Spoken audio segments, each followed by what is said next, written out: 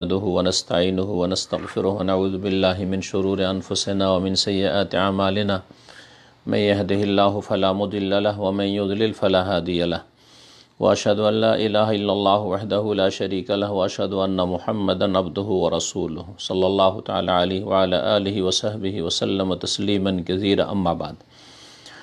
সম্মানিত শ্রোতা দর্শক মণ্ডলী, আল্লাহ রাব্বুল আলামিনের যাবতীয় প্রশংসা যে আল্লাহ রাব্বুল আলামিন আমাদেরকে তার দিনের জ্ঞান দান করেছেন এবং আল্লাহ রাব্বুল আলামিন আমাদেরকে সেই দ্বীন ইসলাম যা আল্লাহ রাব্বুল আলামিন মানব জাতির ইহকাল পরকালের কল্যাণের জন্য নাযিল করেছেন তার দিকে হিদায়াত দান করেছেন, তার দিক নির্দেশনা দিয়েছেন। অসংখ্য সালাত ও সালাম আমাদের প্রিয় নবী শেষ নবী মুহাম্মদুর রাসূলুল্লাহ সাল্লাল্লাহু আলাইহি ওয়াসাল্লামের উপর, যার মাধ্যমে আল্লাহ রাব্বুল আলামিন তার মনোনীত দিনের দাওয়াত মানব জাতি পর্যন্ত পৌঁছিয়ে দিয়েছেন।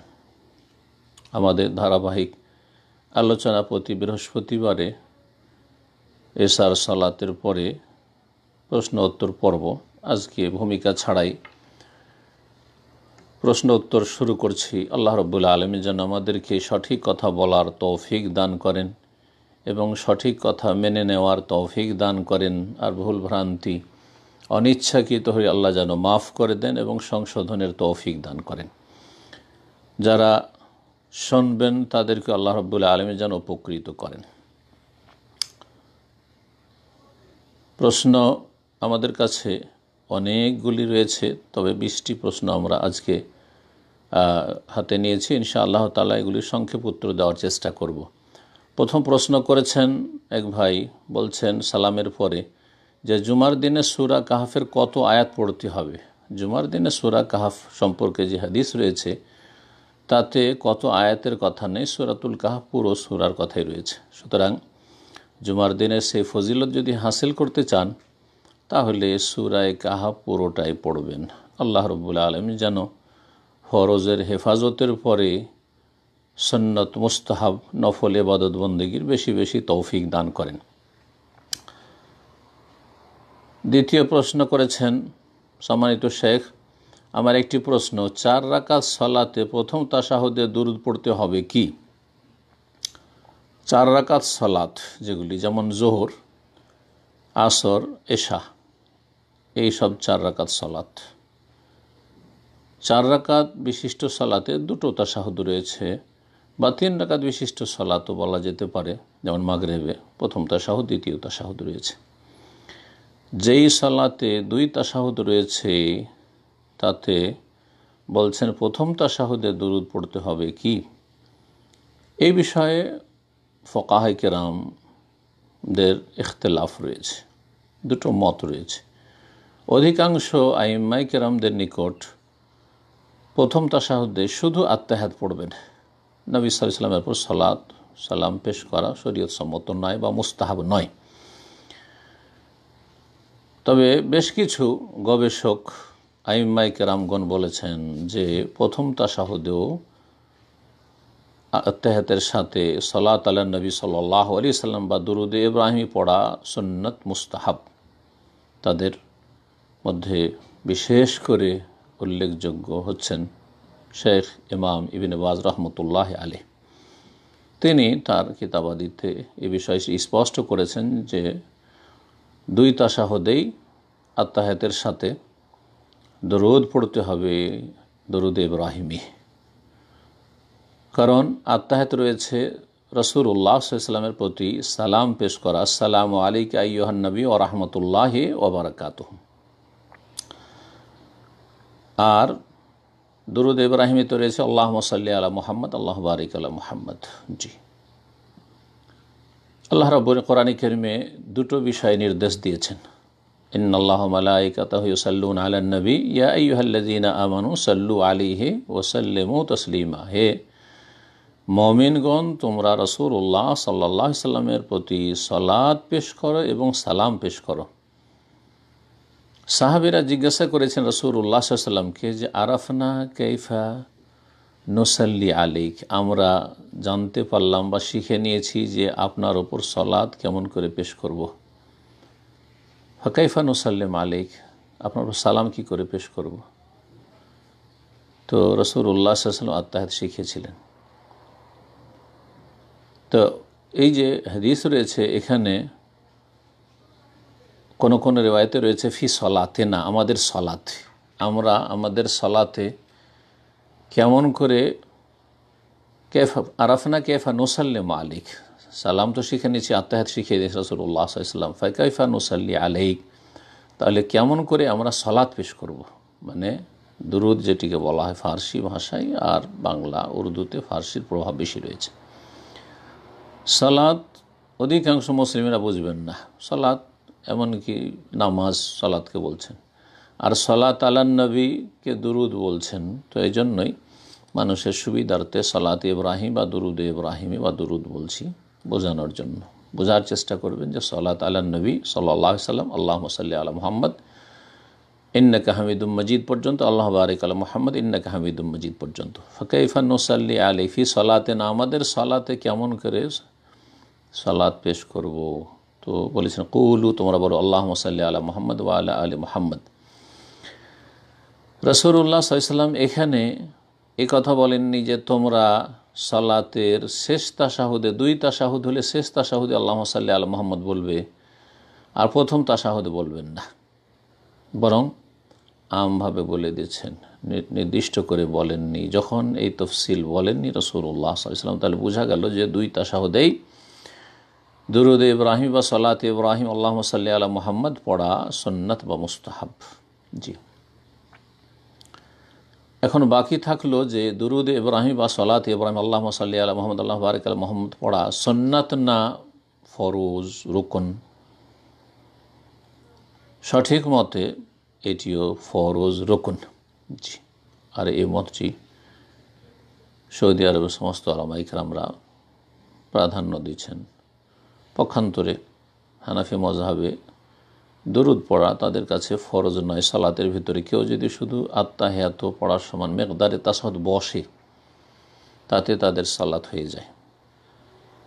আর আত্তাহিয়াত তাদের কাছে ওয়াজিব হইলেও দুরুদ ইব্রাহিম তাদের কাছে শুধুমাত্র সুন্নাত।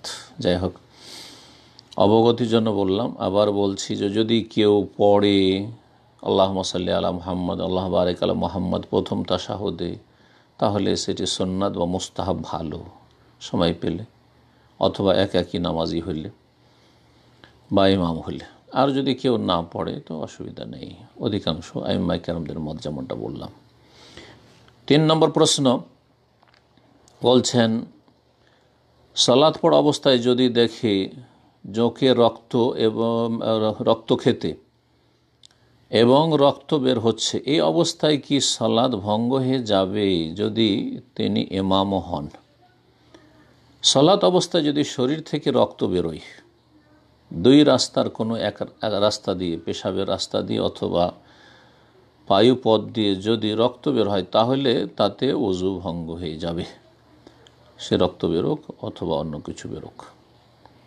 কিন্তু শরীরের অন্য অন্য জায়গা দিয়ে যদি রক্ত বের হয়, তাহলে তাতে কি ওযু ভঙ্গ হবে? দ্বিমত থাকলেও সঠিক মত হচ্ছে এতে ওযু নষ্ট হবে না, সালাত ভঙ্গ হবে না, ওযু নষ্ট হবে না, সুতরাং সালাত ভঙ্গ করবে না, সালাত পুরো করবে। জি, এই মর্মে বেশ কিছু দলিল রয়েছে। রাসূলুল্লাহ সাল্লাল্লাহু আলাইহি সাল্লামের একটি সফরে এক সাহাবী তাহাজ্জুদ পড়ছিলেন রাত্রে, সফরে রাস্তায় কোথাও ছিলেন অবস্থান করে, আর কোনো এক শত্রুর তীর এসে লেগেছিল। সে অবস্থায় তিনি সালাত চালিয়ে গেছে। রাসূলুল্লাহ কথা বলেনি যে তুমি এরকম সালাত পড়লে কেন, তো সালাত হবেই না, এ কথা বলেননি ঘটনা জানার পরে। তাহলে বোঝা গেল যে রক্ত বের হলে ওযু নষ্ট হয় না, আর ওযু যখন নষ্ট হয় না তখন সালাতও নষ্ট হয় না, সালাত পুরা করবেন শরীরে রক্ত বের হলে। ওমর রাদিয়াল্লাহু তাআলা আনহু মসজিদের মেহরাবে যখন ইমামত করছিলেন, তখন তার উপর অগ্নিপূজক মজুসি ইরানি আক্রমণ করেছিল। আল্লাহু আকবার। তিনি আহত অবস্থায় সালাত সম্পূর্ণ করেছিলেন, যদিও ইমামত করতে পারেননি। আব্দুর রহমান আওফ রাদিয়াল্লাহু তাআলা আনহু এগিয়ে গিয়ে ইমামত কমপ্লিট করেছিলেন। তাহলে বোঝা গেল যে খলিফায়ে রাশেদ আমিরুল মুমিনিন রাদিয়াল্লাহু তাআলা আনহু মাসআলা আমাদের চাইতে বেশি জানতেন যে সালাত অবস্থায় রক্ত বের হলে ওযু নষ্ট হবে না। 4 নম্বর প্রশ্ন করেছেন যে শেখ, আমার একটি প্রশ্ন হলো, যদি কেউ নিজের দোকান বা ঘর কোনো অমুসলিমকে ব্যবসার কাজে ভাড়া দেয়, আর ওই অমুসলিম যদি সেখানে বসবাসের পাশাপাশি পূজা অন্যান্য কাজ করে, তাহলে কি ওই দোকান ঘরের মালিকের গুনাহ হবে? আপনার উদ্দেশ্য কি, এটা দেখতে হবে। আপনি ভাড়া দিয়েছেন যখন, তখন আপনার উদ্দেশ্য, আপনার প্রশ্ন থেকে বোঝা যাচ্ছে যে তাকে দোকান করার জন্য ভাড়া দিয়েছেন অথবা বসবাসের জন্য ভাড়া দিয়েছেন। যদিও উত্তম হচ্ছে যে আপনি মুসলিমকে বসবাস করতে দেবেন আপনার বাড়িতে, যাতে করে সেখানে আল্লাহর জিকির আজকার হয়, নেকির কাজ হয়, গুনহার কাজ না হয়, বড় শিরক বড় কুফরি কমপক্ষে না হয়, আর মুসলিমরাও অধিকাংশ গুনায় লিপ্ত, তারপরেও আপনি একজন মুসলিমকে বসবাস করার জন্য ভাড়া দিচ্ছেন। এটা উত্তম বলা যেতে পারে, ওয়াজিব ফরজ নয়। আর বিশেষ করে যারা অমুসলিম দেশে বসবাস করছেন বা যেখানে অমুসলিমদের সংখ্যা অনেক বেশি, সেখানে তো ভাড়া দিতেই হবে, না হলে আপনার ভাড়া হবে না, আপনি ক্ষতিগ্রস্ত হবেন। ইসলাম এরকমটা বলছে না, ইসলামে এই সংকীর্ণতা নেই। দুনিয়ার ব্যবসা বাণিজ্য লেনদেন অমুসলিমদের সাথে রাসূলুল্লাহ সাল্লাল্লাহু আলাইহি ওয়াসাল্লাম করেছেন। তো আপনি ভাড়া দিয়েছেন বসবাসের জন্য, দোকানপাট করার জন্য, ব্যবসা করার জন্য, কিন্তু পাশাপাশি যেহেতু বসবাস করে, সে পূজাও করে, এরকম অনেক পাপ করতে পারে, তাদের কাছে তারা হালাল হারাম কিছু নেই, অনেক হারাম কিছু খাচ্ছে। এর গুনার বোঝা আপনাকে নিতে হবে না, এর গুনার বোঝা আপনাকে নিতে হবে না। তবে মনে রাখবেন, যদি প্রথমখানে বলে যে আমি ভাড়া নিচ্ছি তোমার কাছে, আমি এখানে পূজা করব, তাহলে দেবেন না আপনি। অথবা পূজার জন্য, গায়রুল্লাহর ইবাদতের জন্য, উপাসনার জন্য যদি কেউ মন্দির তৈরি করার জন্য, চার্চ তৈরি করার জন্য, আর কিছু পাপ করার জন্য, সিনেমা হলের জন্য যদি আপনার কাছে ভাড়া চায়, মদের দোকানের জন্য ভাড়া চাই, পতিতালয়ের জন্য ভাড়া চাই, দেবেন না, হারাম, জায়েজ নয়। জি। 5 নম্বর প্রশ্ন বলছেন যে হাজিদেরকে এবং যারা ওমরা করে তাদেরকে হাজি সাহেব বলে ডাকা যাবে কি? না, ডাকা ঠিক নয়।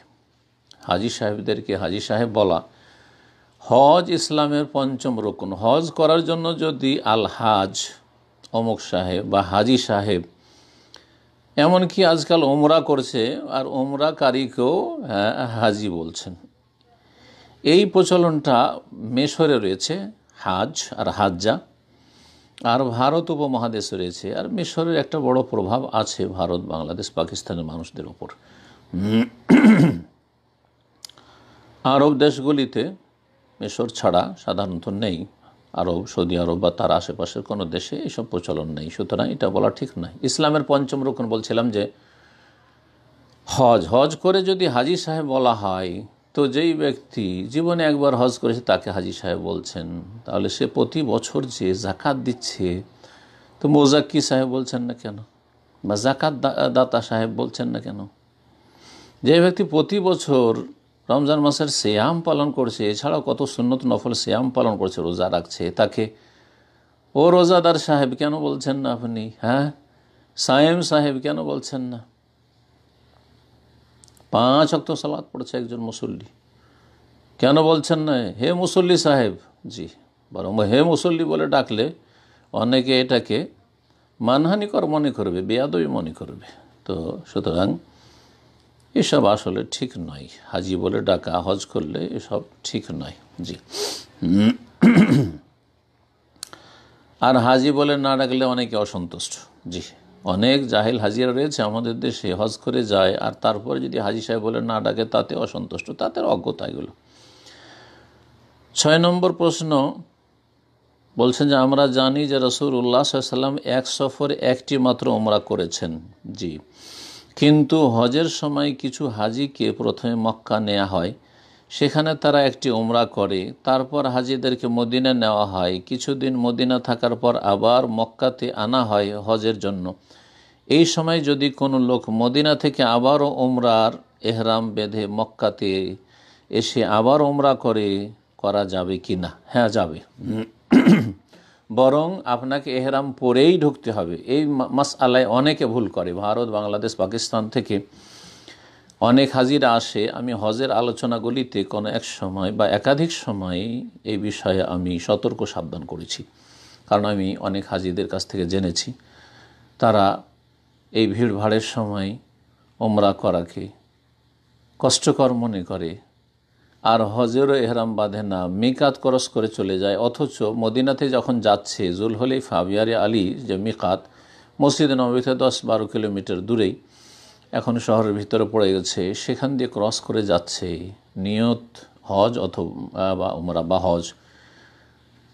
তো সেখান থেকে বিনা এহরামে মক্কায় প্রবেশ করা এটা জায়েজ নয়, জায়েজ নয়। শেখ ইবনে বাজ রহমতুল্লাহ আলাইহ এই বিষয়ে সতর্ক সাবধান করেছেন। জি, হন্না লাহুন্না, রাসূলুল্লাহ বলেছেন যে এই মিকাতগুলি এই এলাকার জন্য, ওয়ালেমান আতা আলাইহিন্না, আর ওই সমস্ত মুসলিমদের জন্য, মুসলিম নর নারীর জন্য যারা এই সমস্ত মিকাত হয়ে অতিক্রম করে আসবে, দূর থেকে আসছে কিন্তু এই মিকাতগুলি হয়ে অতিক্রম করবে, মক্কার উদ্দেশ্যে সফর করবে, তাদের জন্য। মিম্মান কানা ইউরিদুল হাজ্জা ওয়াল উমরা বা মিম্মান আরাদ আল হাজ্জা ওয়াল উমরা, যে ওই সব লোকদের জন্য যারা হজ অথবা উমরায় ইচ্ছুক। তাহলে আপনি হজে এসেছেন, উমরা করেছেন, প্রথম করে আপনি মদিনা চলে এসেছেন, মদিনা থেকে মক্কা কী জন্য যাচ্ছেন? হজ করার জন্য যাচ্ছেন। হয় হজের এহরাম বেঁধে নেন, আর সময় বেশি থাকলেও ওই এহরাম অবস্থায় আপনি থাকেন, কারণ আপনি মিকাত হয়ে ক্রস করছেন। আর না হলে আপনি এখানে উমরার সময় আছে যেহেতু যথেষ্ট মনে করছেন, তো আপনি উমরার এহরাম করে নেন, একটা উমরাও হয়ে গেল, আর এহরাম অবস্থায় আপনি প্রবেশ করলেন, আর তারপরে মক্কা গিয়ে উমরা টুমরা করে হালাল হয়ে থাকেন। 8 তারিখে তারবিয়ার দিন আপনি জোহরের আগে আগে এহরাম করবেন আপনার বাসা থেকে, যেখানে আপনার বাসা, হোটেলে হয় হোটেলে, তাঁবুতে হয় তাঁবুতে, যেখানে থাকেন না কেন। এতে কোনো অসুবিধা নেই। এক সফরে একটা উমরা। এখন সংশয় হচ্ছে আপনার যে, বা অনেকের, যে এক সফরে একটা উমরা যে করেছেন, জি, এটা মক্কায় থাকাকালীন, জি, বা মিকাতের ভিতরে থাকাকালীন এক সফরে একটা উমরা। কিন্তু যখনই মিকাতের বাইরে চলে আসবেন, সেটা তায়েফ চলে যান, সেটাও মিকাতের বাইরে, অথবা আপনি মদিনা চলে আসলেন, মিকাতের বাইরে চলে আসলেন, অথবা আপনি এদিকে রাবেগের দিক থেকে, যেখানে জোহফা রাবেগের পাশেই ছিল, বিরান হয়ে গেছে জোহফা, আর যারা লোহিত সাগরের কিনারা এই দিক থেকে যায়, এম্বুর দিক থেকে যায়, আপনি এম্বু চলে আসেন, আবার যাচ্ছেন, আপনি মিকাত ক্রস করে চলে এসছেন, তাহলে আপনি যখন মিকাতে আসবেন তখন এহরাম করে যাবেন, হয় উমরার আর না হলে হজের। কোনো অসুবিধা নেই এই ক্ষেত্রে। নিষেধ কাদেরকে আমরা করি? যারা মক্কায় থাকছে আর মক্কায় থেকে মসজিদ আয়েশা পর্যন্ত, মসজিদ তানিম পর্যন্ত যায়, 2 রিয়াল 4 রিয়াল দিয়ে গেল, আবার ফিরে আসলো, দিনে 2-4-5টা করে উমরা করছে না, এইরকম উমরা নেই। এই মসজিদের তানঈম এটা হচ্ছে আদনাল হিল, হালাল এলাকার বর্ডার, হারামের বর্ডার, হারাম শেষ হচ্ছে, হালাল এরিয়া শুরু হচ্ছে, নিকটবর্তী আপনার হালাল এরিয়া। তো মক্কার লোকদের জন্য বলা হয়েছে যে তারা যাবে, যারা মক্কায় অবস্থান করছে, স্থায়ী অথবা অস্থায়ী, তারা যদি উমরা করতে ইচ্ছুক হয় তাহলে সেখানে যাবে। এই জন্য মক্কার লোকেরা উমরার সময় মসজিদে তানিম যাবে, তাহলে মা আয়েশা রাদিয়াল্লাহু তাআলা আনহার ওই সুন্নতটি পালন হবে। জি। 7 নম্বর প্রশ্ন বলছেন, শেখ, আল্লাহর কাছে আপনার সুস্থতা ও নেক হায়াত কামনা করি, আমিন, জাযাকুমুল্লাহ খাইরান। আপনাদেরকে আল্লাহ সুস্থতা দান করেন, নেক হায়াত দান করেন। নামাজের পরবর্তী যে জিকিরগুলো রয়েছে সেগুলো কি নামাজের স্থানে বসেই করতে হবে, না চলার পথে করলেও হবে? বসে করাটাই হচ্ছে উত্তম। সম্মিলিত মোনাজাত ধরে বা মাঝে মাঝে মিলাদ পড়াই, তাই ওখানে থাকতে ইচ্ছা হয় না। আপনার উদ্দেশ্য বেদাতি মসজিদগুলি, যে বেদাতি মসজিদে হয় সম্মিলিত মোনাজাত করছে, আর না হলে সেখানে মিলাদের বিদাত করছে। তো এসব বেদাতি মাহফিল, যার উপর আল্লাহর ক্রোধ হয়, আল্লাহর গজব হয়, আল্লাহ রাব্বুল রাগান্বিত হন, সেই মজলিসে না বসে থেকে আপনি উঠে যাবেন। এটি ইমানের দাবি, এটি হচ্ছে ইমানের দাবি। ফালা তাকুদ বাদা যিকরা মাল কওমিজ জালিমিন। আল্লাহ কোরআনে কারিমে বলেছেন যে উপদেশ আসার পরে, আর আলহামদুলিল্লাহ কোরআন সুন্নাহর উপদেশ চলে এসছে, সুন্নাত বিদআত বুঝতে পেরেছেন, উপদেশ আসার পরে জালেমদের সাথে বসে থেকো না।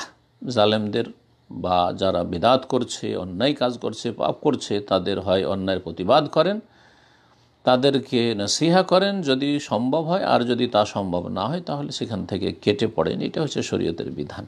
সুতরাং এইরকম পরিস্থিতিতে আপনি সেখান থেকে উঠে যাবেন, আর উঠে গিয়ে আপনি মসজিদের বাইরে গিয়ে আপনি তাসবিহ করুন, অথবা আপনি রাস্তায় চলতে চলতে করুন, বাসায় গিয়ে করুন। আল্লাহ ইনশাআল্লাহ আপনাকে উত্তম প্রতিদান দেবেন, কারণ আপনি বেদাতি মজলিসকে বয়কট করতে চেয়েছেন, বা বেদাতি মজলিস থেকে আপনি দূরে সরে যেতে চেয়েছেন। 8 নম্বর প্রশ্ন বলছেন যে, শেখ আমি বাংলাদেশ থেকে বলছি, আমি ইউরোপে হোটেল ম্যানেজমেন্ট সাবজেক্ট পড়তে চাই। আপনার বক্তব্য থেকে জানলাম সহশিক্ষা হারাম। এখন আমি কি করব বুঝতে পারছি না, দয়া করে জানাবেন। যে সহশিক্ষা হারাম, সহশিক্ষা হারাম, এই মাসআলায় উলামায়ে কেরামদের আমি যতটা পড়ে দেখেছি কোনো ইখতিলাফ নেই। সাবালক সাবালিকা, নারী পুরুষ, যুবক যুবতীদের সহশিক্ষায় একসাথে একাকার হয়ে লেখাপড়া করা হারাম সমস্ত ফুকাহাদের নিকট। কোনো মজহাবে জায়েজ নয়, না হানাফি, না শাফেঈ, না মালিকি, না হাম্বলি, জায়েজই নয়। মুখ খোলার বিষয়ে ইখতিলাফ রয়েছে। মুখ ঢাকা ফরজ, মহিলাদের চেহারা পর্দা করা ফরজ না সুন্নত মুস্তাহাব, ইখতিলাফ রয়েছে। সহিহ আকীদার কিছু আলেমরাও এদিকে গিয়েছেন যে সুন্নাত মুস্তাহাব, কিন্তু এই ক্ষেত্রেও সঠিক মত হচ্ছে যে চেহারা ঢাকা মহিলাদের বা যুবতীদের, মেয়েদের, সাবালিকা হইলেই ফরজ ওয়াজিব। তাহলে মাসআলা ইখতিলাফ রয়েছে। এর চাইতে গুরুত্বপূর্ণ মাসআলা হচ্ছে সহশিক্ষা। সুতরাং একজন মুসলিম যে আল্লাহকে ভয় করে, পরকাল সম্পর্কে চিন্তাশীল, সে কখনো সহশিক্ষায় ছেলে মেয়েদেরকে পড়াবেন না। আর বিশেষ করে মেয়েদেরকে, কারণ ছেলেদের চাইতে মেয়েদের মান ইজ্জত রক্ষা করার গুরুত্বটি অনেক বেশি।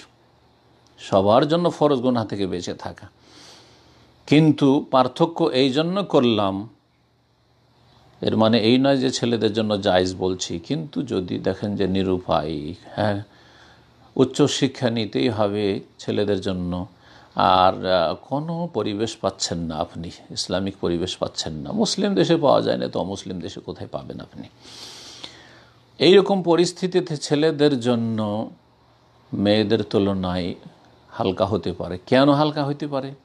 এই জন্য যে মেয়েদেরকে আল্লাহ রাব্বুল আলামিন এই দুনিয়ার উচ্চশিক্ষা লাভ করে রোজগার করতে হবে এই জন্য সৃষ্টি করেন নাই,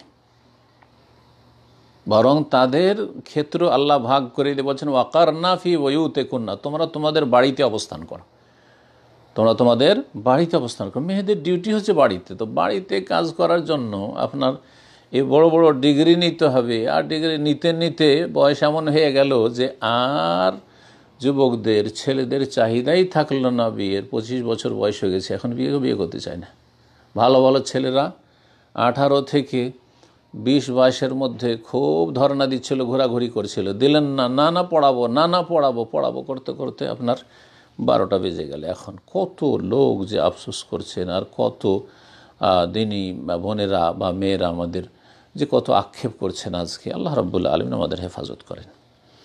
পক্ষান্তরে ছেলেদেরকে বলা হয়েছে যে তোমরা বাইরে যাও, কাজ করো, ফাইযা কুদিয়াতিস সালাত ফান্তাশিরু ফিল আরদ ওয়াবতাগু মিন ফাদলিল্লাহ।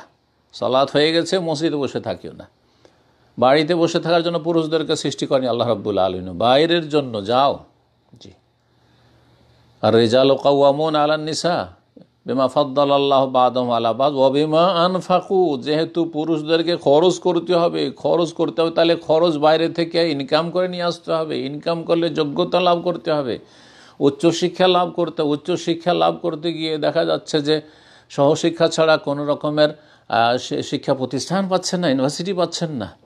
তো এই রকম ক্ষেত্রে অনেক সময় নিরুপায়, আর দারুরাত তবিহুল মাহজুরাত, কখনো কখনো নিরুপায় হতে পারে না। কিন্তু আমি ঢালাহারি জায়েজ বলছি না। যেই দেশে পৃথক শিক্ষার ব্যবস্থা রয়েছে সেই দেশে শখ করে একটা দুটা যদি প্রতিষ্ঠান থাকে সহশিক্ষার, তাহলে সেখানে জায়েজ নয় যে পৃথক শিক্ষার ব্যবস্থা রয়েছে ছেলেদের জন্য তারপরও সহশিক্ষাতে যাচ্ছে, মোটেই জায়েজ নয়। অথবা আপনার দেশে পৃথক শিক্ষার ব্যবস্থা রয়েছে আর আপনি কাফের দেশে আপনি যাচ্ছেন সহশিক্ষায়, আপনি একজন ছেলে মানুষ যুবক, তাও জায়েজ নয়। জি, তা আশা করি বিষয়টি বুঝেছেন এবং বোঝার চেষ্টা করবেন। আল্লাহ রাব্বুল আলামিন যেন আমাদেরকে আমাদের যেসব সমস্যাগুলি রয়েছে সেই সমস্যাগুলি কোরআন সুন্নাহর আলোকে বোঝার তৌফিক দান করেন এবং আল্লাহকে ভয় করে আমাদেরকে যেন জীবনযাপনের তৌফিক দান করেন এবং পাপ মুক্ত অশ্লীলতা মুক্ত আমাদেরকে আল্লাহ রাব্বুল আলামিন জীবনযাপনের তৌফিক দান করেন। আল্লাহ আমাদের জন্য শিক্ষাঙ্গনকে যেন এসব নোংরামি থেকে পাক পবিত্র করে দেন। তো এখন জানি না এই প্রশ্ন কোনো ভাই করেছেন না বোন করেছেন। যদি কোনো বোন করে থাকেন তো বলবো শক্তভাবে হারাম। আপনার জন্য জায়েজ নয় যে আপনি অমুসলিম দেশে যাবেন, ইউরোপে হোটেল ম্যানেজমেন্ট পড়তে যাবেন আর সেখানে সহশিক্ষা, মোটেই জায়েজ নয়।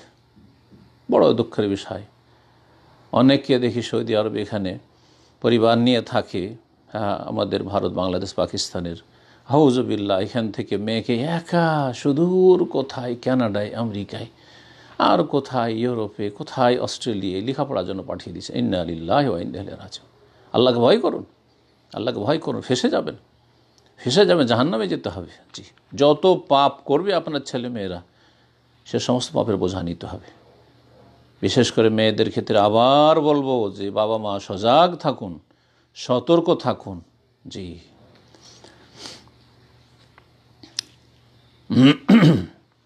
আর যদি ছেলে হন আর দেশে যদি এই সাবজেক্ট পড়ার সুযোগ সুবিধা না থাকে আর এই সাবজেক্টের প্রয়োজন রয়েছে দেশের জন্য, জাতির জন্য, অথবা এই সাবজেক্ট পড়লে আপনার জন্য ভালো স্কোপ রয়েছে, ভালো ইনকাম সোর্স, কারণ দুনিয়ার এই শিক্ষাগুলি ইনকাম সোর্স হিসাবে নেওয়া হয়েছে। এক যুগে শিক্ষা ছিল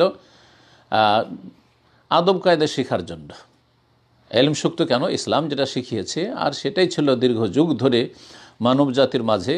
আর অমুসলিমরা মুসলিমদের কাছে লেখাপড়া করার জন্য আসতো স্পেন আন্দোলুসে, তখন আদব কায়দা শিক্ষার জন্য। আর এখন যে শিক্ষা হয়েছে, শিক্ষা একটা ইনকাম সোর্স হয়েছে। কেন শিক্ষা দীক্ষা, কেন এইসব ডিগ্রি, এই গ্রাজুয়েশন, তারপরে পোস্ট গ্রাজুয়েশন, MA পাস করলো, PhD করলো, ডাক্তার হলো, ইঞ্জিনিয়ার হলো, কিসের জন্য হচ্ছে?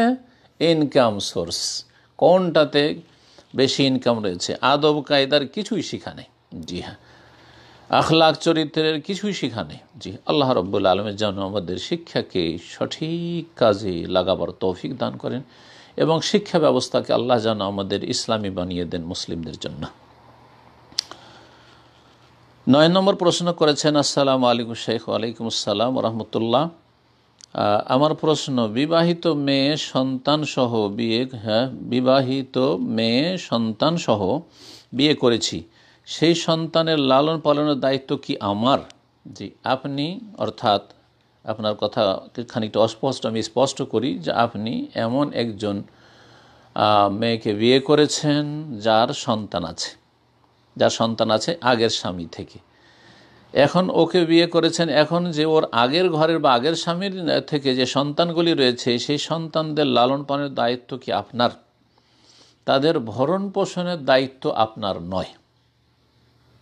বাকি আপনার বাড়িতে যেহেতু থাকবে, এদেরকে কোরআন কারীমের ভাষায় বলা হয়েছে সূরা নিসার আয়াত নম্বর 11-তে, আল্লাহ রাব্বুল বলেছেন যে ওয়ারাবাইবুকুম আল্লাতী ফি হুজুরিকুম মিন নিসাইকুম আল্লাতী দাখালতুম বিহিন্না। এখানে রবিবা বা রবিব, ছেলে হলে রবিব আর যদি মেয়ে হয় তাহলে রবিবা। এদের লালন পালন মানে তাদের তালিম শিক্ষা দেওয়া, তাদের তরবিয়ত আদব কায়দা শেখানো, তাদের পরিচর্যা, এগুলি দেখাশোনা করা, খোঁজ খবর নেওয়া, দিনের তাদেরকে শিক্ষা দেওয়া, এসব দায়িত্ব রয়েছে। আপনি বাড়ির যেহেতু অভিভাবক, তার মার যেমন দায়িত্ব রয়েছে সে যতটা আদায় করতে পারে আপনার দায়িত্ব রয়েছে, কারণ আপনার ঘরে এই ছেলে মেয়েগুলো রয়েছে, এই কচিকাচারা রয়েছে, যতক্ষণ পর্যন্ত তারা সাবালক না হয়েছে বা মেয়ে হলে তার বিয়ের ব্যবস্থা না হয়েছে। পক্ষান্তরে ভরণ পোষণের দায়িত্ব আপনার নয়। তবে আপনার স্ত্রী যদি আপনার সাথে শর্ত করে থাকে বা বিয়ের সময় যদি আপনি শর্ত করে থাকেন যে আমি তোমাকে বিয়ে করেছি আর তোমার আগের ঘরের যে ছেলে মেয়েগুলি রয়েছে সেগুলির ভরণ পোষণের দায়িত্ব আমার, তাহলে আল মুসলিমুন আলা শুরুতিহিম। জি, সহিহ বুখারীতে রয়েছে রাসূলুল্লাহ সাল্লাল্লাহু আলাইহি ওয়াসাল্লাম এই নির্দেশ দিয়েছেন যে মুসলিমরা যে শর্ত করবে সেই শর্ত যদি কোরআন সুন্নাহর সাথে সাংঘর্ষিক না হয়, কোরআন সুন্নাহ বিরোধী না হয়, তাহলে মুসলিমরা তাদের শর্তের ওপর বহাল থাকবে বা অটল থাকবে, শর্ত পুরা করবে।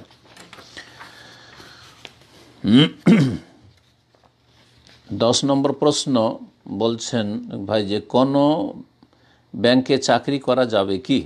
জি, কোনো ব্যাংকে চাকরি করা যাবে কি? ব্যাংক দেখতে হবে যে ব্যাংক সুদি ব্যাংক, সাধারণত ব্যাংক বলতে সুদি ব্যাংকই বুঝিয়ে থাকে লোকেরা, কারণ সারা বিশ্বে সব সুদি ব্যাংক, এমনকি মুসলিম দেশেও ম্যাক্সিমাম সুদি ব্যাংক। হ্যাঁ, ইসলামী ব্যাংকের অত্যন্ত অভাব রয়েছে। জি, সুতরাং যদি সুদি ব্যাংক হয় তাহলে সুদি ব্যাংকের সাথে যে কোনো রকমের আদান প্রদান, সেখানে চাকরি করা হারাম, এবং সেখানে চাকরি করে যে আপনি স্যালারি পাবেন, বেতন পাবেন, সেটাও হারাম, সেই রুজিও হারাম। সেই সুদি ব্যাংকের সাথে কারবার করা, আদান প্রদান করাও হারাম নিরুপায় না হলে। আর যথাসাধ্য নিরুপায় হলে যতটা আপনার মানে বাধ্য করে ততটাই, তার বেশি নয়, শখ করি নয়। জি হ্যাঁ, বাকি যদি ইসলামী ব্যাংক হয়, আর আপনারা জানেন যে কোনগুলি ইসলামী ব্যাংক, যদি ইসলামী ব্যাংক হয় তারা দাবি করে যে আমরা ইসলামী অর্থনীতির খেয়াল রেখে আমরা কাজকর্ম করে থাকি আর আমরা সুদি কারবার করি না, আমরা মুদারাবা কাস্টমারদের টাকা পয়সা নিয়ে আমরা সেটাকে ব্যবসা বাণিজ্যে খাটাই, আর তারপরে সেখান থেকে আমরা লভ্যাংশ দিই, আমরা বাৎসরিক বা আপনার মাসিক আমরা এত % দেব এরকমটা করি না, বরং লভ্যাংশ থেকে আমরা দিয়ে থাকি এত %, যা লাভ হবে তাদের থেকে অর্ধেক অথবা যে কোনো একটা পরিমাণ দেব, এইরকম ভাগ দেব, তাহলে ঠিক আছে। জি হ্যাঁ, আবার বলছি যে সুদি ব্যাংকে চাকরি করা হারাম, সুদি ব্যাংকের সাথে আদান প্রদান করা হারাম। ওয়াতাআওয়ানু আলাল বিররি ওয়াত্তাকওয়া ওয়ালা তাআওয়ানু আলাল ইসমি ওয়াল উদওয়ান। আল্লাহ বলছেন যে তোমরা নেকির কাজে আর আল্লাহ ভীরুতার কাজে পরস্পর সহযোগিতা করো, আর তোমরা গুনার কাজে, সীমালঙ্ঘনের কাজে, অন্যায় কাজে কেউ কারো সাহায্য করিও না। 11 নম্বর প্রশ্ন বলছেন এক ভাই যে 2 ভাই 1 বোন, এই পরিবারে মা বাবা দুজনই আছেন। মা চাচ্ছেন যে তার ছোট ছেলে যে সৌদিতে আসার ভিসার টাকাও পরিশোধ বা পরিবারের দেয় নাই, সেও নতুন ঘর যেটি বড় ছেলের টাকায় বানানো সেটিতে সমান অংশ দিতে। এখন এখানে কি বড় ছেলের প্রতি জুলম হচ্ছে না? হ্যাঁ, অবশ্যই জুলম হচ্ছে। আর আমাদের দেশে অধিকাংশ বাবা মায়েরা যেসব ছেলেরা টাকা পয়সা সংসারে বেশি দেয় তাদের উপর জুলম অত্যাচার করে। জি, আর অধিকাংশ ক্ষেত্রে দেখা যায় যে বড় ছেলেরাই জুলমের শিকার বেশি হয়, কারণ বড় ছেলেরা দীর্ঘদিন বাবা মার সাথে থাকে আর সমস্ত আয় ইনকামগুলি বাবা মা নিয়ে নেয় বা নিজের নামে সব সম্পদগুলি করে, আর তারপরে সবাইকে সমানভাবে ভাগ করে দেয়। বরং অনেক জায়গায় দেখা গেছে যে যেই বাড়ি বড় ছেলে বা মেজর ছেলে, বড় ছেলেগুলির টাকা পয়সা দিয়ে তৈরি হয়েছে, তাদেরকে বাড়ি থেকে বের করে দেয়, আর ছোট ছেলে যে একটা পয়সার কোনো অবদান রাখেনি বাড়িতে, একটা পয়সার ইনকাম করেননি, তাকে দিয়ে দেয় অথবা তাকে সমানভাবে ভাগ দিয়ে দেয়। জি, আল্লাহ রাব্বুল আলামিন এই সমস্ত জালেম বাবা মাদেরকে হেদায়েত দান করেন, এবং এসব জালেম বাবা মা যার রয়েছে তাদের অনিষ্ট থেকে আল্লাহ ছেলে মেয়েদের হেফাজত করেন। 12 নম্বর প্রশ্ন বলছেন আমি আহলে হাদিস হয়েছি, আলহামদুলিল্লাহ। যারা আহলে হাদিস হয়েছে কোরআন সুন্নাহর অনুসারী হয়েছে, আর যারা আহলে হাদিস হয়েছে তারা বড় শিরক মুক্ত হয়েছে। দুনিয়াদারি থাকলে ছোট শিরক চলে আসতে পারে, কমপক্ষে বড় শিরক মুক্ত হয়েছে। যারা আহলে হাদিস হয়েছে সত্যিকার যদি আহলে হাদিস হয় তো বিদআত মুক্ত হয়েছে, আর যদি সত্যি সত্যি আহলে হাদিস হয়ে থাকে তাহলে গুনাহ মুক্ত। জি হ্যাঁ, আখলাক চরিত্রও ভালো হবে, জীবনের প্রতিটি ক্ষেত্রে কোরআন সুন্নাহর অনুসারী হবে, তাহলে সত্যিকারের আহলে হাদিস হতে পারবে। আল্লাহ যেন সত্যিকারের আহলে হাদিস, কোরআন এবং হাদিসের অনুসারী আমাদের সকলকে হওয়ার তৌফিক দান করেন। আমাদের মসজিদের ইমাম হানাফি, আমি নামাজ পড়লে ইমাম বলে আমার পিছনে তার নামাজ হবে না, তার পিছনে নামাজ হবে না। সেই ইমাম বলে যে আমার পিছনে তোমার নামাজ হবে না। জি হ্যাঁ, এখন ওই মসজিদে নামাজ না পড়ে বাড়িতে নামাজ পড়লে আমার কি গুনাহ হবে? এখানে আহলে হাদিস নেই। এখানে আহলে হাদিস যখন নেই তখন আপনি হানাফি বলেছেন, আর হানাফিরা তো 5 ভাগে বিভক্ত। হানাফিরা 5 ভাগে বিভক্ত। হানাফি হচ্ছে কাদিয়ানি, আর মির্জা গোলাম আহমদ কাদিয়ানিও হানাফি খানদানেরই ছিল। হানাফি হচ্ছে বেরেলভিরা হানাফি। হানাফি হচ্ছে মওদুদিবাদী, যারা জামাত ইসলামের থিওরিতে বিশ্বাসী। হানাফি হচ্ছে দেওবন্দিরাও, হানাফি হচ্ছে তবলিগিরাও। এখন এই যে 5 প্রকারের হানাফি, তার মধ্যে কাদিয়ানি হানাফি হয়তো তাদের পিছনে নিঃসন্দেহে নামাজ হবে না, সালাত হবে না। বেরেলভি যদি হয় মাজার পূজারি, তাহলে তাদের পিছনেও সালাত হবে না। বাকি থাকলো আর 3টে, তবলিগি, দেওবন্দি হানাফি আর আপনার জামাতি হানাফি। এদের পিছনে সালাত হয়ে যাবে যদি আপনি ওর চাইতে ভালো ইমাম, যারা শিরক বিদআত মুক্ত, তাদের মসজিদ যদি না পান বা তাদের ইমামতি না পান, তাহলে আপনি সেই মসজিদগুলিতে সালাত আদায় করবেন। এখন আপনাকে সে যেহেতু মজহাবি গোঁড়ামি ভারত, বাংলাদেশ, পাকিস্তানে তুঙ্গে রয়েছে, এত সংকীর্ণতা রয়েছে, এই মজহাবি সংকীর্ণতা, মজহাবি তাআসসুব, যে তারা কাফেরদেরকে কাছিয়ে নেবে। কিন্তু কোরআন সুন্নাহর অনুসারী কেউ যদি বলে যে আমি কোনো একটা মজহাবের অন্ধ অনুসরণ করি না, মজহাব একটা ফলো করি না, তাহলে মুসলমানই মনে করে না তাদেরকে। আউযুবিল্লাহ। আল্লাহ রাব্বুল আলামিন এই সমস্ত সংকীর্ণতা থেকে হেফাজত করেন এবং এই সমস্ত গোঁড়াদের অনিষ্ট থেকে কোরআন সুন্নাহ অনুসারী ভাই বোনদের হেফাজত করেন। এখন সে তার মূর্খতার পরিচয় দিচ্ছে এবং আপনাকে বলছে যে তোমার নামাজ হবে না আমার পিছনে। তার এক মূর্খতা আর তার বাড়াবাড়ি, জালেম এবং জাহেল। ইন্নাহু কানা যালুমান জাহুল, এর মধ্যে দুটোই রয়েছে। সে জাহেল, মাসআলা জানে না। না হলে সে যদি হানাফি হয়, সত্যিকার হানাফি, শিরক বিদআত মুক্ত হানাফি হয়, তাহলে কেন তার পিছনে সালাত হবে না? বড় শিরক মুক্ত হইলে কেন তার পিছনে সালাত হবে না? কিন্তু সে জাহেল আর সে জালেম এই জন্য যে এই কথা বলে সে সীমা লঙ্ঘন করছে, মুসলিম ভাইয়ের ক্ষেত্রে বাড়াবাড়ি করছে, অত্যাচার করছে। সুতরাং তার মধ্যে এই দুটোই খারাপ দোষ রয়েছে। ইন্নাহু কানা যালুমান জাহুলা। আমাদেরকে জুলম থেকে এবং জাহালাত থেকে আল্লাহ যেন মুক্তি দান করেন এবং হেফাজত করেন। এখন তার কথা শুনে আপনি মসজিদ ছেড়ে দেবেন আর জামাত ছেড়ে দেবেন আর বাড়িতে সালাত আদায় করবেন, এটা আপনাকে জায়েজ বলবো না, এটা ঠিক নয়। হয় সে এলাকা থেকে হিজরত করেন, আলাম থাকুন আরদুল্লাহ ওয়াসিআতান ফাতুহাজিরু ফিহা, আল্লাহর জমিন কি প্রশস্ত নয়? হিজরত করুন। কেন আত্মীয় স্বজন ছাড়তে পারছেন না? কেন মাতৃভূমি ছাড়তে পারছেন না? কেন গ্রাম ছাড়তে পারছেন না? গ্রাম ছেড়ে দুনিয়ার উদ্দেশ্যে শহরে এসে হাজির। সবাই শহরমুখী আজকাল, কিন্তু দুনিয়ার স্বার্থে আর দিনের স্বার্থে আপনি দিনকে তার চাইতে বেশি অগ্রাধিকার দিতে হবে। সুতরাং দিনের সাথে আপনি ওই এলাকা থেকে হিজরত করেন। আর্থিক দিক থেকে কিছু ক্ষতিগ্রস্ত হইলেও আপনি হিজরত করেন। জমির মায়া, বাড়ির মায়া, আত্মীয় স্বজনদের মায়া, এইসব মায়া প্রাধান্য পেয়ে যাচ্ছে আপনার তাওহীদ সুন্নাতের ওপর, কেন হিজরত করেন। আর যদি হিজরত না করতে পারেন, তো যেমনটা বললাম যে সমস্ত হানাফি দাবিদাররা বিভিন্ন বেদাতে জড়িয়ে আছে কিন্তু বড় শিরক, বড় কুফরি নেই। তারা কাদিয়ানিও না, বেরেলভি না, তারা হুলুল ওয়াহদাতুল ওজুদের আকীদায় প্রকাশ্যে বলে না যে আমরা এইসব কুফরি আকীদায় বিশ্বাস করি, তাহলে তাদের পেছনে সালাত হবে। আল্লাহু আলাম। 13 নম্বর প্রশ্ন করেছেন, আকিকা ছেলেদের জন্য একটা ছাগল দেওয়া যাবে? আকিকার ক্ষেত্রে উত্তম হচ্ছে, মুস্তাহাব হচ্ছে ছেলে সন্তান হইলে 2টো করে দেওয়া, কাবশাইনে 2টো করে দেওয়া। কিন্তু যদি কেউ অপারগ হয় অথবা পাচ্ছে না পশু, তাহলে একটি করে দিলে সুন্নত আদায় হয়ে যাবে।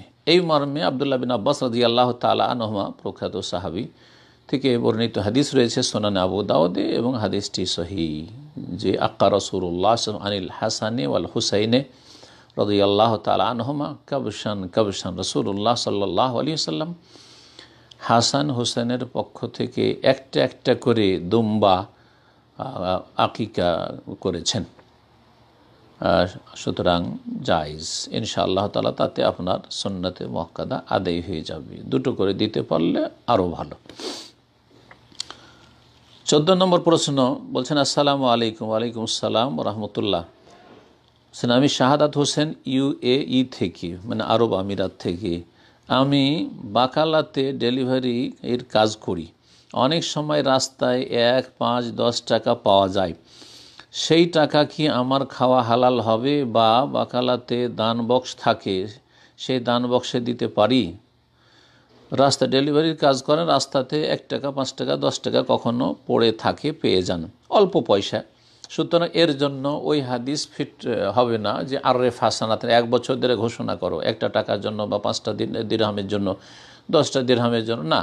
50, 100, 200, 400, 500 এইরকম যদি থাকে তখন আপনি এলান করবেন, 1 বছর ধরে ঘোষণা করবেন যে আমি একটা পরিমাণ পয়সা পেয়েছি।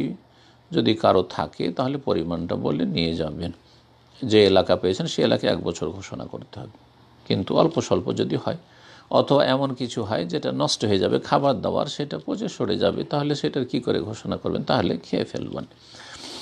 এইরকমই এই 1, 2 টাকা, 5 টাকা, 10 টাকা যে পাচ্ছেন সেটা আপনি নিজের কাজও লাগাতে পারেন। আবার যদি মনে করেন যে আলহামদুলিল্লাহ, আল্লাহ রাব্বুল আলামিন আমাকে যা দিয়েছেন যথেষ্ট, আমি আল্লাহ সন্তুষ্টির জন্য, এবং আমারও তাতে নেকি হবে, যার হারিয়ে গেছে, যার পড়ে গেছে সেও নেকি পাবে, এই আশায় দান বক্সে আপনি যদি দিয়ে দেন তাহলে সেটাও ভালো কাজ, দিতে পারেন, কোনো ফাশানো কাবে হা, যেমন হাদিসে রয়েছে, তোমার ইচ্ছা। এখন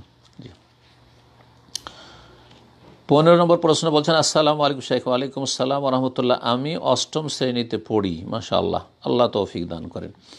আমি মাদ্রাসায় পড়ালেখা করিনি, কিন্তু আমার ইচ্ছা মদিনা বিশ্ববিদ্যালয় ইসলাম নিয়ে পড়াশোনা করা। আল্লাহ যেন কবুল করেন, তৌফিক দান করেন। আমি চাইলেও মাদ্রাসায় ভর্তি হতে পারবো না, কিন্তু আমি একজন শেখের কাছে কোরআনের আরবি ভাষা ও হাদিস শিখছি। তাই আপনি কি বলবেন, আমি কি মদিনা বিশ্ববিদ্যালয় ইসলাম নিয়ে পড়াশোনা করতে পারবো? ইনশাআল্লাহ তাআলা পারবেন। সেখানে আমি ভর্তির জন্য অ্যাপ্লাই করতে পারবেন ইনশাআল্লাহ তাআলা। মদিনা ইউনিভার্সিটিতে অ্যাডমিশনের জন্য দুটো পথ রয়েছে, বা দুটো পদ্ধতি রয়েছে। একটা হচ্ছে আপনি যেসব বেসরকারি কওমি মাদ্রাসা রয়েছে, এমন মাদ্রাসা যেই মাদ্রাসাগুলি মঞ্জুরি প্রাপ্ত মদিনা ইউনিভার্সিটি থেকে অথবা সৌদি শিক্ষা মন্ত্রণালয় ওয়াজারাতুত তালিমুল আলী থেকে, তাহলে আপনি সেখান থেকে আসতে পারবেন। রিকগনাইজড বেসরকারি মাদ্রাসাগুলি থেকে আপনি আসতে পারবেন। আর একটা হচ্ছে আলিয়া মাদ্রাসা থেকে অথবা স্কুল থেকে, আলিয়া মাদ্রাসার দাখিল অথবা স্কুলের যদি আপনার উচ্চ মাধ্যমিক থাকে, 12 ক্লাস পড়া থাকে এ লেভেল, তাহলে আপনি অ্যাপ্লাই করার যোগ্য। সারা পৃথিবী থেকে, বিশেষ করে অমুসলিম দেশগুলি থেকে, ইউরোপ থেকে, আমেরিকা থেকে, রাশিয়া থেকে, চায়না থেকে, আমাদের চায়নার 5 জন ক্লাসমেট আমার ছিল 120 জনের মধ্যে। হাদিস ফ্যাকাল্টিতে আমরা 4 বছর লেখাপড়া করেছি তাদের সাথে। তারা সবাই স্কুল কলেজের পড়া, কারণ ওই সব দেশে বড় কোনো মাদ্রাসা নেই, সুতরাং মাদ্রাসা থেকে পড়ে আসার কোনো সুযোগ নেই। তারা মোটেই আরবি জানে না, এখানে এসে 2 বছর ভাষা করেছে, আরবি পড়ে, আর তারা স্কুল কলেজ থেকে এ লেভেল 12 ক্লাস পর্যন্ত পড়ে এসেছে। তো ওইভাবে আপনি অ্যাপ্লাই করতে পারবেন ভালো মার্কস থাকলে। আর কবুল করা, তার কারণ কোটা রয়েছে তাদের, কবুল করা না করা প্রথম আল্লাহ রাব্বুল আলামিনের হাতে, আর তারপরে যারা দায়িত্বশীল রয়েছে তাদের সিলেকশন। আল্লাহ রাব্বুল আলামিন যেন আপনাকে কবুল করেন। 16 নম্বর প্রশ্ন, আসসালামু আলাইকুম সম্মানিত শেখ। ওয়ালাইকুম আসসালাম রহমতুল্লাহ। আমি মেহেদি হাসান, পঞ্চগড়, বাংলাদেশ থেকে। ইখওয়ানি এবং জামাতি শিবির কি আহলে সুন্নাত ওয়াল জামাতের অন্তর্ভুক্ত? তাদের সাথে আমাদের সম্পর্ক কেমন হবে? তাদের কিভাবে সালাফি মানহাজের দাওয়াত দেওয়া যায়, কিছু উপদেশ দিবেন? তাদেরকে সালাফি মানহাজের দাওয়াত কোরআন সুন্নাহর আলেমরা, সালাফি ওলামারা দিয়ে যাচ্ছেন আলহামদুলিল্লাহ, প্রতিটি ভাষায় আলহামদুলিল্লাহ ফারজে কিফায়া আদায় হচ্ছে। আল্লাহ যেন আপনাকেও তৌফিক দান করেন। আপনার জন্য সবচেয়ে ভালো হবে যে ভালো ভালো আলেম যারা ইখওয়ানিদের আর জামাতিদের যে গুমরাহিগুলি তুলে ধরেছে আকীদা মানহাজের, তাদের এই যে ভুলগুলি, সেই ভুলগুলি ভালো আলেমদের যে আলোচনা থেকে অথবা লিখনি থেকে তাদেরকে শোনাবেন, তাহলে সেই কথাগুলি তাসির তাদের উপরে বেশি হবে। পক্ষান্তরে আপনি যদি আপনার ভাঙাচোরা ভাষায় অল্প বিদ্যা নিয়ে বোঝাতে যান, তাহলে কলহ বিবাদের আশঙ্কা বেশি রয়েছে, আর ফিতনা মারামারি বা হানাহানির আশঙ্কা রয়েছে, আর আপনার দাওয়াত ফলপ্রসূ হবে না, কারণ ওইভাবে আপনি বোঝাতে পারবেন না। তবে আপনার প্রিয়জন, আত্মীয় স্বজন যারা আছে, যারা আপনাকে শ্রদ্ধা করে অথবা ভালোবাসে তাদেরকে যথাসাধ্য আপনার যতটা আল্লাহ বিদ্যা দিয়েছেন যদি আপনার ভালো করে জানা থাকে এলম শর্ত, তাহলে আপনি সেই কথাগুলি উত্তম পন্থায় নরম ভাষায় পেশ করতে পারবেন, কোনো অসুবিধা নেই। এটা একটা অংশ। আপনার উত্তরে যে কেমনভাবে দাওয়াত দেবেন তাদেরকে, আল্লাহ যেন তৌফিক দান করেন। আর প্রথম অংশটুকু ছিল যে ইখওয়ানি এবং জামাতি শিবির কি আহলে সুন্নাত ওয়াল জামাতের অন্তর্ভুক্ত, তাদেরকে আহলে সুন্নাত ওয়াল জামাত পুরোপুরি বলা যাবে না। একদিককে কেন্দ্র করে বললে তারা আহলে সুন্নাত ওয়াল জামাত, যে তারা শিয়া রাফেজি নয়। তো একদিকে শিয়া আর একদিকে সুন্নাহ, আহলে সুন্নাহ। তো এখানে যদি রাখেন তাহলে তারা শিয়াদের মোকাবেলায় তারা সুন্নি মুসলিম, তাদেরকে শিয়া মুসলিম বলবো না। তবে চরম শিয়া প্রেমী এরা, জামাত ইসলামী ইখওয়ানি এরা চরম শিয়া প্রেমী। তারা শিয়া রাফেজিদেরকে এত বেশি ভালোবাসে যে আরও মুসলিমদেরকে ভালোবাসে না। আল্লাহু আকবার। তাদের এত ভালোবাসা ইরানের সাথে রাফেজিদের সাহাবাই কেরামদের দুশ্মনের সাথে যে অবাক লাগে যে সাহাবাই কেরামদের যারা কট্টর দুশ্মন, সাহাবাই কেরামদেরকে যারা মুসলিম মনে করেন না 5 জন সাহাবি ছাড়া, তাদের সাথে এত কেন ভালোবাসা? তাদের কি যে তাদের অসৎ উদ্দেশ্য রয়েছে না অজ্ঞতা রয়েছে, আল্লাহ তাদের এই অসৎ উদ্দেশ্যকে যেন আল্লাহ নিষ্ফল করেন এবং তাদের অজ্ঞতা যেন দূর করেন।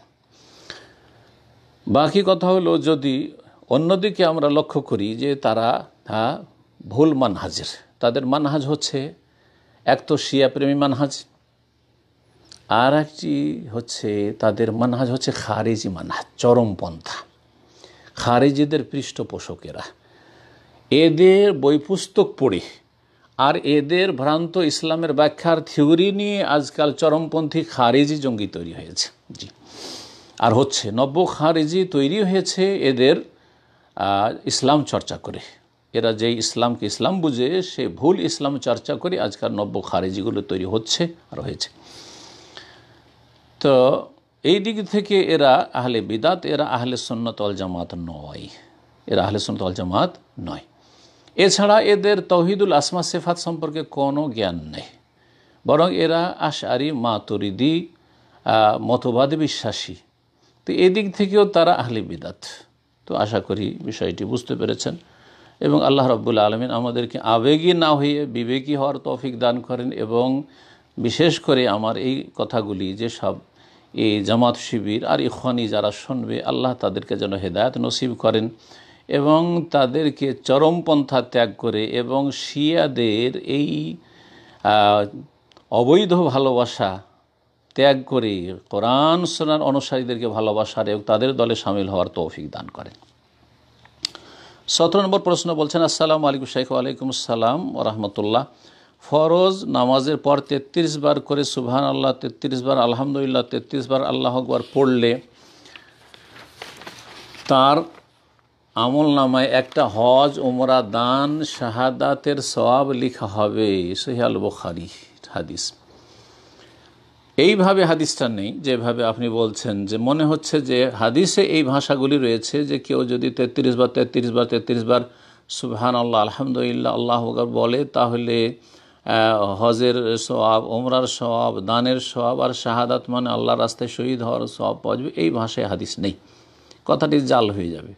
তবে যে হাদিসে রয়েছে যে গরিবরা এসে রাসূলুল্লাহ সাল্লাল্লাহু আলাইহি ওয়াসাল্লামের কাছে, সাহাবায়ে কেরাম যারা দরিদ্র তারা বললেন, ইয়া রাসূলুল্লাহ, জাহাবা আহলুদ দুসুর বিল উজুরিল কাসীর,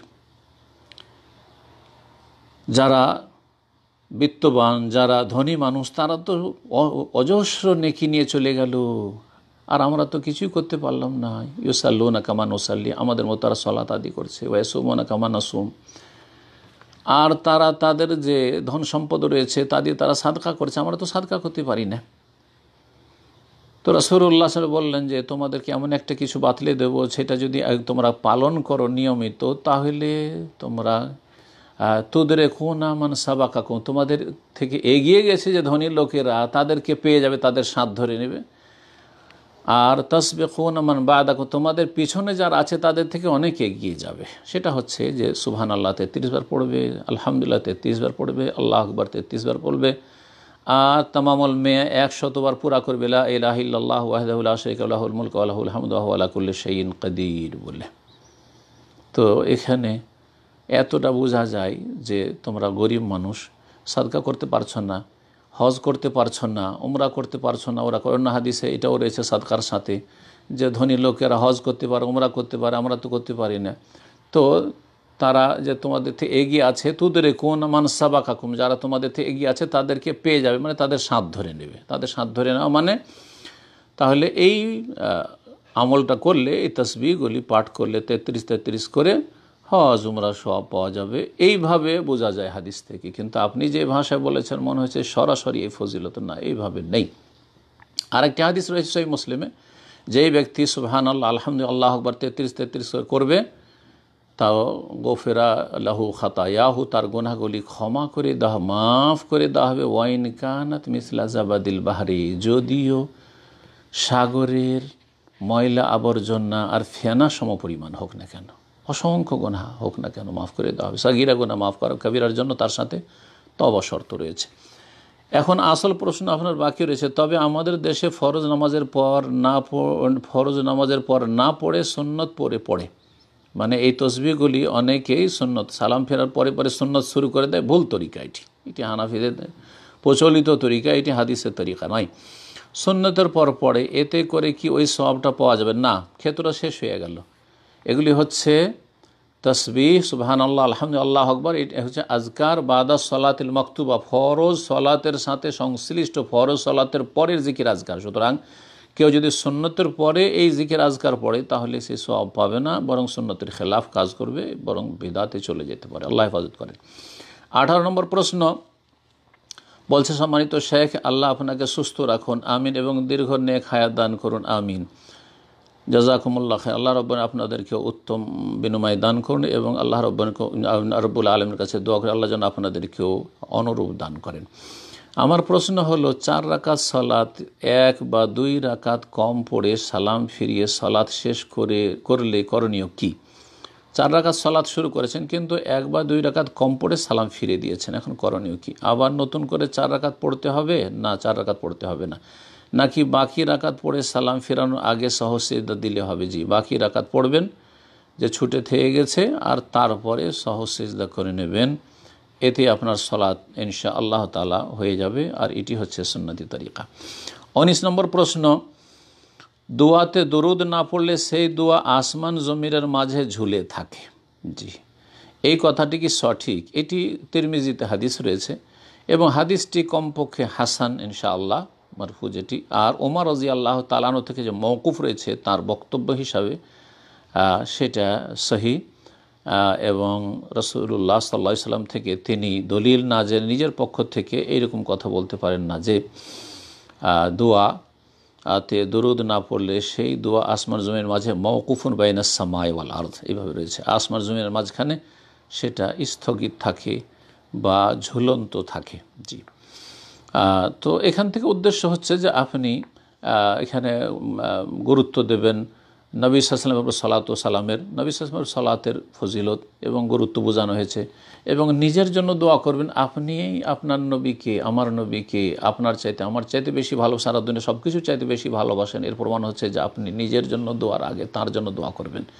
এই ক্ষেত্রে আল্লাহর প্রশংসার পরে নবী সাল্লাল্লাহু আলাইহি শুরুতে দরুদ পড়বেন, আর শেষখানে কমপক্ষে পড়বেন, শেষ আর শুরু, আর মাঝখানেও যদি পড়েন তো ভালো। কেউ বলেছেন 3 বার, কেউ বলেছেন 2 বার, কমপক্ষে 1 বার নবী সাল্লাল্লাহু আলাইহি সাল্লামের উপর দুরুদ বা সালাত পেশ করবেন আপনি আপনার দোয়া, এটি হচ্ছে উত্তম বা সুন্নাত। তবে কোনো নাজায়েজ কাজ না, কেউ যদি দুরুদ ছেড়ে দেয় নাজায়েজ কাজ নয়, যে আল্লাহ রাব্বুল আলামিন যেন আমাদেরকে উত্তম পন্থায় দোয়া করার, জিকির আজকারের তৌফিক দান করেন। তারপর বলছেন যে আল্লাহুম্মা আইন্নী আলা যিকরিকা ওয়া শুকরিকা ওয়া হুসনি ইবাদাতিকা, এই দোয়াটি কখন পাঠ করতে হবে? এই দোয়াটি সালাম ফেরার পরের জিকিরের মধ্যে পাঠ করতে পারেন, আবার এটা সালাম ফিরার আগে আত্তাহিয়াত আর দুরুদ ইব্রাহিম পড়ার পরেও পড়তে পারেন, অসুবিধা নেই। জি, 20 নম্বর প্রশ্ন এবং সর্বশেষ প্রশ্ন বলছেন এক ভাই, সালামের পরে যে আমার বাড়ি মালদা ওয়েস্ট বেঙ্গল থেকে আমি বলছি, আমি একদিন মসজিদে একা নামাজ পড়ে তাসবিহ পাঠ করছিলাম, হঠাৎ আমার মনে আল্লাহকে নিয়ে একটা বড় শিরকের বাক্য মাথায় এলো, শয়তানি ওয়াসওয়াসা, আল্লাহ হেফাজত করেন। তারপর আমি আস্তাগফিরুল্লাহ পড়লাম, তারপর থেকে আমি আর শান্তি পাচ্ছি না, শয়তান আপনাকে কষ্ট দিচ্ছে, পেরেশান করছে, বিচলিত হবেন না। অনেক সমস্যায় আছি, আমার মনে হচ্ছে যে আমি ইসলাম থেকে বের হয়ে গেছি, তওবা কিভাবে করব শেখ বিস্তারিত বলুন। যেমনটা বললাম যে এটি শয়তানের পক্ষ থেকে ওয়াসওয়াসা, কুমন্ত্রণা, মিন্না জাগাতিশ শায়াতিন। জি, আর কোরআনে কারিমে আল্লাহ রাব্বুল আলামিন সতর্ক সাবধান করেছেন শয়তানি ওয়াসওয়াসা থেকে, কুমন্ত্রণা থেকে, আর শিক্ষা দিয়েছেন ওয়াইম্মা ইয়ানজাগান্নাকা মিনাশ শাইতানি নাজগুন ফাস্তাইজ বিল্লাহ ইন্নাহু হুয়াস সামিউল আলিম। সূরা ফুসসিলাত, সূরা হামিম। সাজদে আল্লাহ বলছেন যে তোমাকে যদি শয়তানের পক্ষ থেকে কোনো কুমন্ত্রণা দেওয়া হয়, ওয়াইম্মা ইয়ানজাগান্নাকা মিনাশ শাইতানি নাজগুন, শয়তানের পক্ষ থেকে যদি কোনো কুমন্ত্রণা দেওয়া হয় তাহলে ফাস্তাইজ বিল্লাহ, আল্লাহর কাছে আশ্রয় কামনা করো। আউযু বিল্লাহি মিনাশ শাইতানির রাজিম, এটা সবার মুখস্থ আছে মুসলিমদের, এটা পড়বেন বেশি বেশি। আর যদি পারেন পড়ে আউযু বিল্লাহিস সামিউল আলিম মিনাশ শাইতানির রাজিম মিন হামজিহি ওয়া নাফখিহি ওয়া নাফসিহি। রব্বে আউযু বিকা, এটা পড়বেন, রব্বে আউযু বিকা মিন হামাযাতিশ শায়াতিন ওয়া আউযু বিকা রব্বে আন ইয়াহদুরুন। পড়বেন আউযু বিকালিমাতিল্লাহি তাম্মাতি মিন শাররি মা খালাক। পড়বেন আউযু বিকালিমাতিল্লাহি তাম্মাতি মিন গাযাবিহি ওয়া ইকাবিহি ওয়া শাররি ইবাদিহি ওয়া মিন হামাযাতিশ শাইতানি আন ইয়াহদুরুন। এবং আল্লাহ রাব্বুল আলামিনের কাছে নিজের ভাষায়, আরবিতে যদি মুখস্থ না থাকে বেশি, নিজের ভাষায় শয়তানের অনিষ্ট থেকে পানা চাইবেন, তওবা ইস্তিগফার বেশি বেশি করবেন, জিকির আজকার করবেন। শয়তান লাঞ্ছিত হয়ে যাবে, শয়তান নিরাশ হয়ে যাবে এবং আল্লাহ রাব্বুল আলামিন খুশি হয়ে যাবেন। আল্লাহ রাব্বুল আলামিনকে বেশি বেশি ডাকলে এবং কোরআনে কারীম বেশি বেশি তেলাওয়াত করলে, কোরআনে কারীম বেশি বেশি শুনলে, অর্থসহ বুঝলে এবং দ্বীনি আলোচনা বেশি বেশি শুনলে বাড়িতে বরকত নেমে আসবে, আপনার মধ্যে বরকত নেমে আসবে, আর শয়তান আপনার থেকে পলায়ন করবে। আল্লাহ রাব্বুল আলামিন যেন তৌফিক দান করেন। শেষখানে দোয়া করি আল্লাহ রাব্বুল আলামিনের কাছে, আল্লাহ যেন আমাদেরকে দুনিয়া এবং আখিরাতে সার্বিক কল্যাণ দান করেন। আল্লাহ রাব্বুল আলামিন আমাদেরকে সুস্থতার সাথে দুনিয়ায় যেন যাবতীয় আমাদের সুখ শান্তির যেসব সামগ্রী রয়েছে, দুনিয়ার নিয়ামত রয়েছে, সেগুলি উত্তমভাবে হালালভাবে দান করেন, সহজভাবে দান করেন এবং আল্লাহ রাব্বুল আলামিন আমাদেরকে আখিরাতকে যেন আমাদের মুখ্য উদ্দেশ্য বানাবার তৌফিক দান করেন। আল্লাহ রাব্বুল আলামিন দুনিয়া এবং আখিরাতে আমাদেরকে লাঞ্ছিত না করেন, অপদস্থ না করেন। আল্লাহ রাব্বুল আলামিন আমাদের যেন সমস্ত অনিষ্ট থেকে যেন হেফাজতে রাখেন। রাব্বুল আলামিনের কাছে দোয়া করি যে সব ভাই বোনেরা আমাদের এই আলোচনায় থাকলেন, আল্লাহ যেন তাদেরকে উত্তম প্রতিদান দান করেন, জাযায়ে খায়ের দান করেন এবং আল্লাহ রাব্বুল আলামিন দ্বীনের ইলম হাসিল করে আমল করে তার সঠিক দাওয়াত মানব জাতির কল্যাণে তাদেরকে পৌঁছে দেওয়ার জন্য উত্তমভাবে তৌফিক দান করেন। ওয়া সাল্লাল্লাহু ওয়া সাল্লাম আলা নবিয়িনা মুহাম্মদ ওয়া আলা আলিহি ওয়া সাহবিহি আজমাইন।